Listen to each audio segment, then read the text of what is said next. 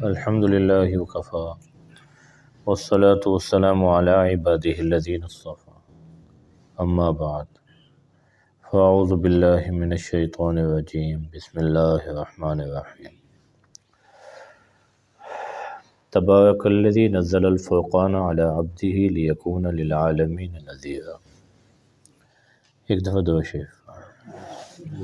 اللہم صلی علی سیدنا و مولانا محمد وبارک وسلم وصلی علیہ۔ سورۃ الفرقان مکی صورت ہے۔ مکی صورتوں میں کیونکہ مخاطبین مکہ کے لوگ تھے اور وہ سارے کے سارے بت پرست تھے، اس لیے اللہ تعالیٰ ان کے لیے جو مضامین لاتے ہیں ان میں دو چیزیں واضح ہوتی ہیں۔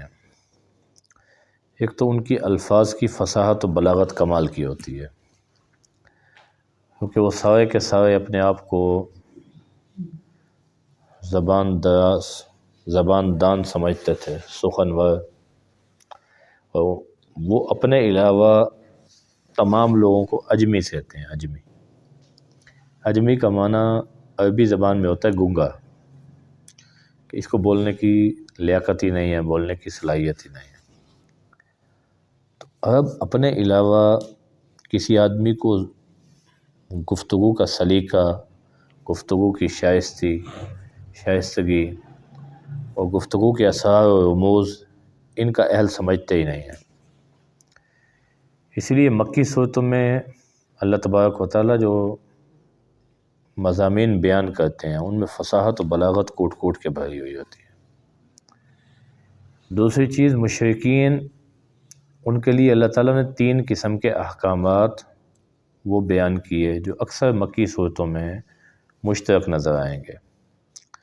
ایک توحید اللہ بار بار بیان کریں گے، بار بار بیان، کیونکہ شرک ان کی طبیعت میں ایسا رچ بس گیا تھا کہ ہر کام کے لیے الگ خدا بنا رکھا تھا۔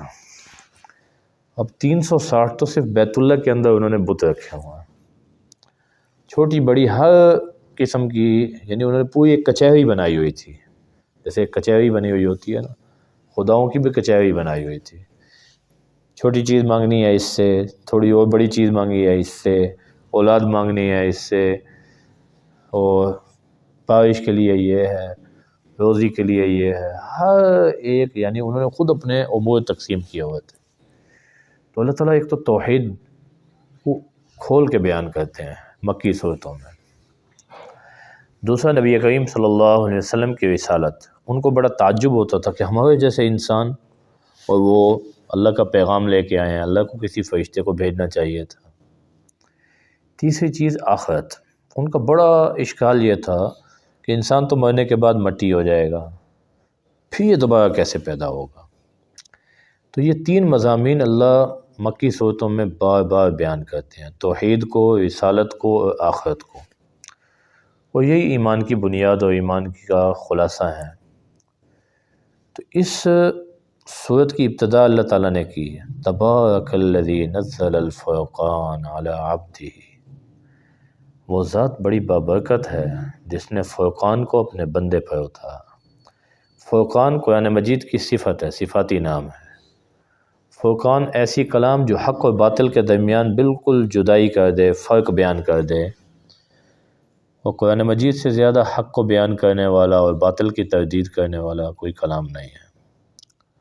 علی عبدہ، اس نے اس فرقان کو اپنے بندے پر اتارا۔ کیوں اتارا؟ لیکون للعالمین نذیرا، تاکہ تمام جہانوں کے لیے آپ علیہ السلام نذیر بنے۔ تمام جہانوں کے لیے نبی کریم صلی اللہ علیہ وسلم کی نبوت کا دائرہ کار بتا دیا۔ دیکھیں، یہودی جو ہے نا، وہ بھی اسی بات کا دعویٰ کرتے ہیں کہ موسیٰ علیہ السلام کی نبوت یہ ہمیشہ کے لیے، آپ کے بعد کوئی نبی، کسی کی نئی رسالت کی، نئی کتاب کی ضرورت نہیں ہے۔ اسی لیے یہودی عیسیٰ علیہ السلام کی شان میں غستاخی کرتے ہیں، نعوذ باللہ من ذالک، بڑے گھٹیا الفاظ استعمال کرتے ہیں۔ اور نصارہ کا دعویٰ بھی یہی ہے کہ عیسیٰ علیہ السلام کی شریعت قیامت تک چلے گی، اس کے بعد کسی نبی نے نہیں آنا۔ مسلمانوں کا دعویٰ بھی یہی ہے۔ اب فرق کو سمجھیے گا، اگر موسیٰ علیہ السلام کی نبوت ہمیشہ کے لیے ہوتی تو موسیٰ علیہ السلام اکیلے نبی ہوتے نا۔ اسی زمانے میں شعیب علیہ السلام بھی نبی ہیں، خود موسیٰ علیہ السلام کے بھائی بھی نبی ہیں، اور موسیٰ علیہ السلام اپنے بعد ہارون علیہ السلام کی خود دعا مانگ رہے ہیں، اے اللہ ان کو بھی میرے ساتھ نبوت عطا فرمائے۔ تو موسیٰ علیہ السلام کے بعد اللہ تعالیٰ نے ہارون علیہ السلام کو نبوت عطا کی ہے۔ اگر موسیٰ علیہ السلام کے بعد کسی نبی نے نہیں آنا تھا تو موسیٰ علیہ السلام نے کیوں ہارون علیہ السلام کے لیے دعا مانگی ہے؟ تو خود موسیٰ علیہ السلام کا طرز عمل بتا رہا ہے کہ میری نبوت اور میری رسالت یہ قیامت تک کے لیے نہیں ہے۔ اچھا، عیسیٰ علیہ السلام کا جو زمانہ ہے، حضرت زکریا علیہ السلام اسی زمانہ میں ہے، حضرت یحییٰ علیہ السلام اسی زمانہ میں ہے، تو وہ کیسے یہ دعویٰ کر سکتے ہیں کہ بھائی ہمارا دین جو ہے وہ قیامت تک کے لیے ہے؟ لیکن نبی کریم صلی اللہ علیہ وسلم کا معاملہ جدا۔ عیسیٰ علیہ السلام سے لے کر ان کی وفات سے نبی کریم صلی اللہ علیہ وسلم کی پیدائش تک یہ 571 سال اس میں کوئی نبی نہیں آیا۔ اس کو زمانہ فترت کہتے ہیں۔ پھر انبیاء کا معاملہ یہ تھا، ان کا دائرہ کار بھی محدود تھا۔ ایک علاقے میں ایک نبی کام کر رہے ہیں، دوسرے علاقے میں دوسرے نبی کام کر رہے ہیں، لوگوں کو اللہ کی طرف بلا رہے ہیں۔ لیکن نبی کریم صلی اللہ علیہ وسلم کا معاملہ جدا۔ اللہ کہہ رہے ہیں آپ نے تمام عالم کے لیے، تمام جہانوں کے لیے نذیر بنا کر بھیجے گئے ہیں، تمام جہانوں کے لیے۔ آپ کا دائرہ کار محدود نہیں ہے، آپ نے صرف اسی دنیا کے لوگوں کو، آپ نے صرف دین کی طرف نہیں بلانا، کہیں اور بھی زندگی کا تصور ہے تو آپ ان کے بھی نبی ہیں۔ اور انسان کہیں اور ہوں یا نہ ہوں، جنات تو ہو ہی سکتے ہیں نا۔ تو نبی کریم صلی اللہ علیہ وسلم کی نبوت کون سا صرف انسانوں کے لیے ہے؟ اب تو جنات کے بھی نبی ہیں، انسانوں کے بھی نبی ہیں۔ تو چاہے کہیں اور کسی اور خلا میں، کسی اور سیارے پہ اگر یہ نظام چل رہا ہے، ہمیں علم نہیں ہے، تو اللہ نے بتا دیا کہ آپ تمام جہانوں کے لیے نذیر ہیں۔ آپ کی نبوت نہ کسی دائرے کے ساتھ محدود ہے، نہ کسی وقت کے ساتھ محدود ہے، نہ کسی علاقے کے ساتھ محدود ہے۔ آپ تمام جہانوں کے لیے نذیر بنا کر بھیجے گئے ہیں۔ اور نذیر اس کو کہتے ہیں جو ڈرائے لیکن اس کے ڈرانے میں شفقت غالب ہو، خیر خواہی غالب ہو۔ اور نبی کریم صلی اللہ علیہ وسلم کا ڈرانا ایسا ہی تھا۔ ایک ڈرانا یہ ہے کسی کو کسی چیز سے نفرت دلا دیں، خوف زدہ کر دیں، یہ کیا ڈرانا ہو گیا بھائی؟ انبیاء علیہ السلام اللہ کا ایسا تعارف پیدا کرتے ہیں کہ اللہ کا رعب و دبدبہ، اللہ کی خشیت ایسی دل میں غالب ہو جائے کہ جیسے بچے کو ماں تھپڑ مارتی ہے نا، اور وہ پھر ہوتا ہوا پھر ماں کو لپٹتا ہے۔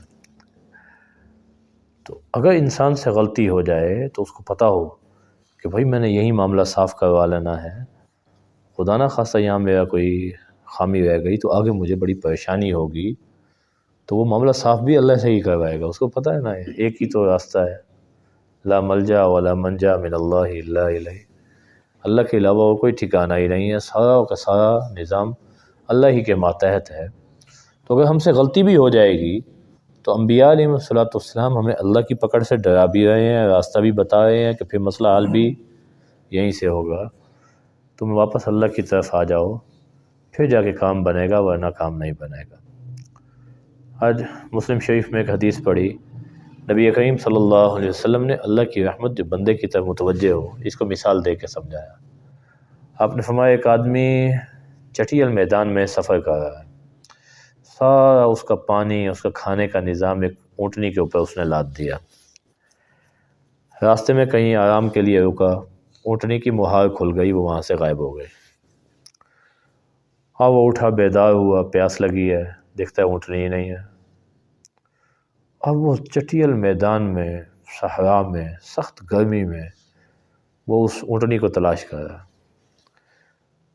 جب تھک ہار گیا اب اس کو موت آگے سامنے نظر آ رہی ہے، کہتا چلو جہاں پہ وہ اونٹنی گم ہوئی تھی وہیں جا کے لیٹ جاتا ہوں اور موت کا انتظار کرتا ہوں، بس موت آئے گی تو مر جاؤں گا، اب سکت بھی نہیں ہے جسم میں، وہیں جا کے لیٹ جاتا ہے۔ میں غنودگی طاری ہو گئی، غشی طاری ہو گئی، تھوڑی دیر بعد ہوش آیا تو سرانے وہی اونٹنی کھڑی ہے۔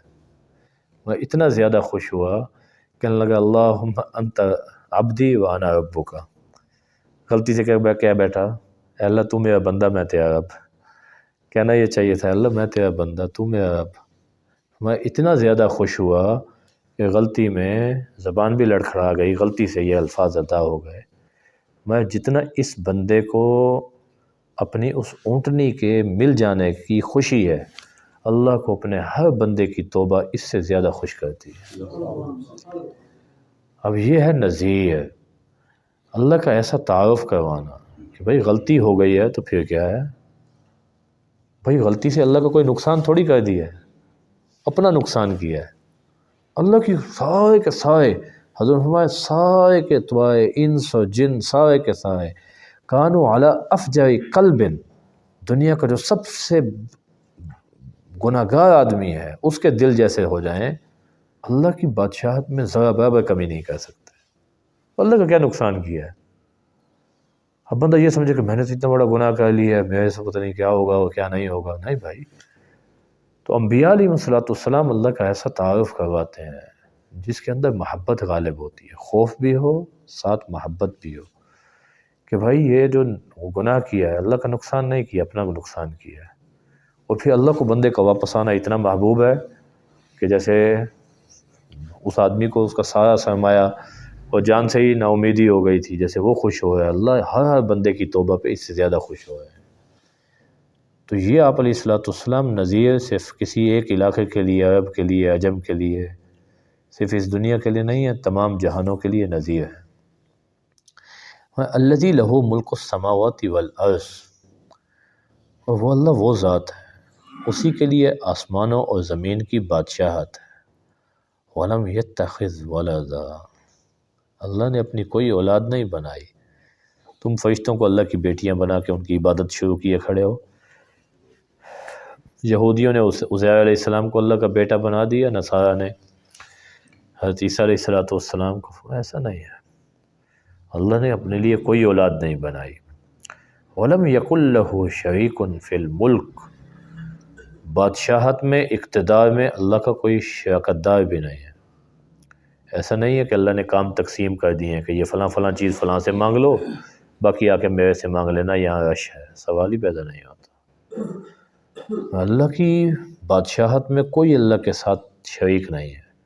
وَخَلَقَ كُلَّ شَيْءٍ، دلیل دی، اللہ نے ہر چیز کو پیدا کیا، ہر چیز کو، فَقَدَّرَهُ تَقْدِيرًا، ہر چیز ٹھیک اندازے کے مطابق پیدا کی ہے، یہ ایک دوسرا کمال ہے۔ تخلیق کہتے ہیں جس چیز کا پہلے سابقہ کوئی نقشہ نہ ہو، ایک چیز بن گئی، اس جیسی چیز بنانا آسان ہے۔ اثر نو، ابتدا ہی سے کسی چیز کو پیدا کرنا۔